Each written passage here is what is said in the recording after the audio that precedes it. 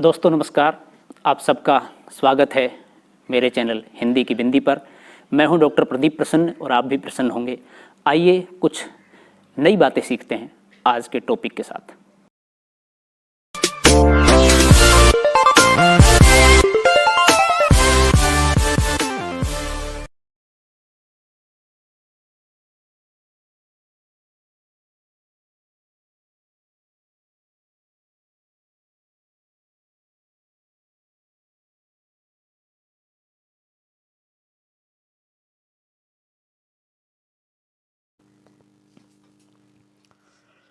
विद्यार्थियों, आज की वीडियो हम बना रहे हैं कक्षा 11 की हिंदी पाठ्यपुस्तक अंतरा के पाठ 7 रजनी, जिसकी लेखिका है मनु भंडारी।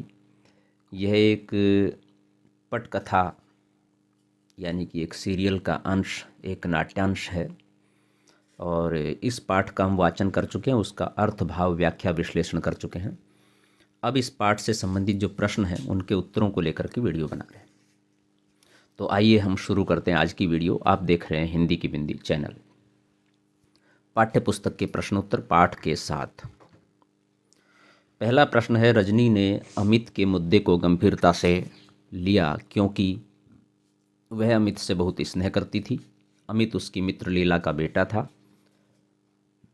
वह अन्याय के विरुद्ध आवाज़ उठाने की सामर्थ्य रखती थी, या उसे अखबार की सुर्खियों में आने का शौक था। तो उत्तर है गए, वह अन्याय के विरुद्ध आवाज़ उठाने की सामर्थ्य रखती थी।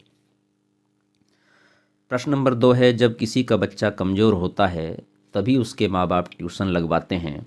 अगर लगे कि कोई टीचर लूट रहा है तो उस टीचर से न लें ट्यूशन, किसी और के पास चले जाएं। यह कोई मजबूरी तो है नहीं। इस प्रसंग का उल्लेख करते हुए बताएं कि यह संवाद आपको किस सीमा तक सही या गलत लगता है। तर्क दीजिए। उत्तर है, प्रसंग, रजनी शिक्षा निदेशक के पास ट्यूशन के रैकेट के बारे में बताती है।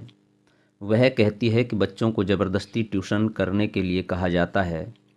ऐसे लोगों के खिलाफ बोर्ड क्या कर रहा है। निदेशक इस बात को गंभीरता से नहीं लेकर यह बात कहता है। निदेशक का उपयुक्त वक्तव्य गैर जिम्मेदाराना है। वह ट्यूशन को गलत नहीं मानता। वह इसके जरिए बच्चों के शोषण को नहीं रोकना चाहता। वह अपने अधिकारों का इस्तेमाल करके इस व्यवस्था को ठीक कर सकता है। प्रश्न नंबर 3 है, तो एक और आंदोलन का मसला मिल गया। फुसफुसाकर कही गई यह बात किसने किस प्रसंग में कही। इससे कहने वाले की किस मानसिकता का पता चलता है। उत्तर है, यह बात रजनी के पति रवि ने पेरेंट्स मीटिंग के दौरान कही। रजनी ने भाषण देते वक्त प्राइवेट स्कूल के टीचर्स की समस्याओं का जिक्र किया। उन्हें कम तनख्वाह मिलती थी। रजनी उन्हें संगठित होकर आंदोलन चलाने की सलाह दे रही थी ताकि इस अन्याय का पर्दाफाश हो सके। रवि की इस बात से उसकी उदासीन प्रवृत्ति का पता चलता है। वह समाज में होने वाले अन्याय को देखकर कोई प्रतिक्रिया नहीं करता। वह स्वार्थी है तथा अपने तक ही सीमित रहता है। अगला प्रश्न है, रजनी धारावाहिक की इस कड़ी की मुख्य समस्या क्या है। क्या होता अगर अमित का पर्चा सचमुच खराब होता, संपादक रजनी का साथ न देता।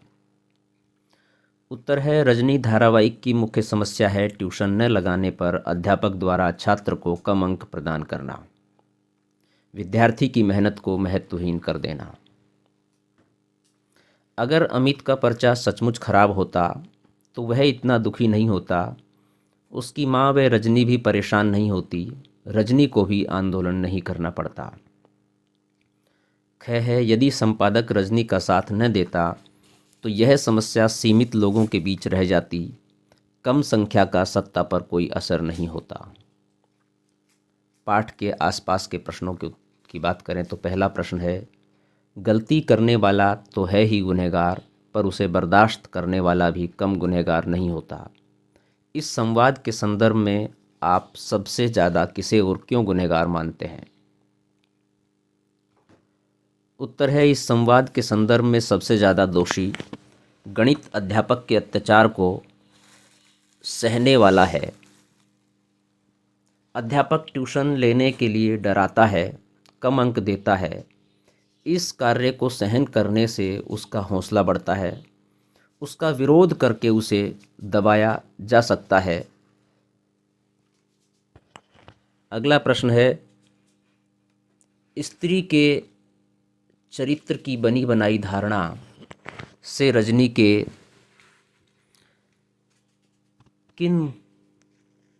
का चेहरा किन मायनों में अलग है, दूसरे लोगों से भिन्न है? उत्तर है, रजनी वह स्त्री है जो कहीं भी हो रहे अन्याय को नज़रअंदाज नहीं कर पाती। वह उसकी जड़ तक जाकर उसे नष्ट करके ही दम लेती है। भारतीय समाज में स्त्री सहनशीलता, शालीनता और कोमलता का प्रतीक मानी जाती है। संघर्ष करते समय सहन करने और शालीन बने रहने का तो सवाल ही नहीं उठता। जब अत्याचारी का विरोध करें तो हमें भी कठोर बनना ही पड़ता है। अतः तथाकथित स्त्रियोचित गुणों को त्याग कर ही रजनी का चेहरा तैयार होता है, जो बनी हुई धारणा से काफ़ी अलग है। अगला प्रश्न है, पाठ के अंत में मीटिंग के स्थान का विवरण कोष्टक में दिया गया है। यदि इसी दृश्य को फिल्माया जाए तो आप कौन कौन से निर्देश देंगे? उत्तर है, यदि मीटिंग दृश्य फिल्माया जाए तो हम निम्नलिखित निर्देश देंगे। स्टेज के पीछे बैनर लगा हो तथा उस पर एजेंडा लिखा होना चाहिए। मीटिंग स्थल पर प्रवेश करने वालों को जोश से आना चाहिए। स्टेज पर माइक व कुर्सी होनी चाहिए। रजनी को डायलॉग्स पूरे याद होने चाहिए। तालियां इत्यादि समय अनुसार बजें। इसके अलावा रजनी के अलावा जो और वक्ता भी बोलें तो वो भी मंच पर बैठें और प्रेस वालों को बार बार दिखाना चाहिए, लोगों को भी दिखाना चाहिए, इसमें कुछ तालियां बजाते हुए, कुछ दूसरा काम करते हुए। अगला प्रश्न है, इस पटकथा में दृश्य संख्या का उल्लेख नहीं है, मगर गिनती करें तो 7 दृश्य हैं। आप किस आधार पर इन दृश्यों को अलग करेंगे? उत्तर है, सभी दृश्यों को उनके स्थान के आधार पर अलग किया जाना चाहिए। प्रथम दृश्य में अमित का घर और दूसरे में रजनी का घर है, तो दोनों स्थान अलग अलग हैं। अतः उन्हें फिल्माने के लिए और भिन्न भिन्न दिखाने के लिए दृश्य बदलना ही होगा। इसी तरह प्रधान अध्यापक का कमरा, निदेशक का कमरा, इन सभी स्थानों की सज्जा और दृश्यांकन बिल्कुल अलग होना चाहिए। इसलिए सब दृश्यों को अलग अलग करने के आधार कहे जा सकते हैं और मीटिंग का दृश्य सबसे अलग होना चाहिए। भाषा की बात करें तो पहला प्रश्न है, निम्नलिखित वाक्यों के रेखांकित अंश में जो अर्थ निहित है उन्हें स्पष्ट करते हुए लिखिए। कह है, वरना तुम तो मुझे काट ही देती। अमित, जब तक तुम्हारे भोग नहीं लगा लेता हम लोग खा थोड़े ही सकते हैं। और गे है, बस बस मैं समझ गया। कै का उत्तर है, काट ही देती यानी कि भूल ही जाना।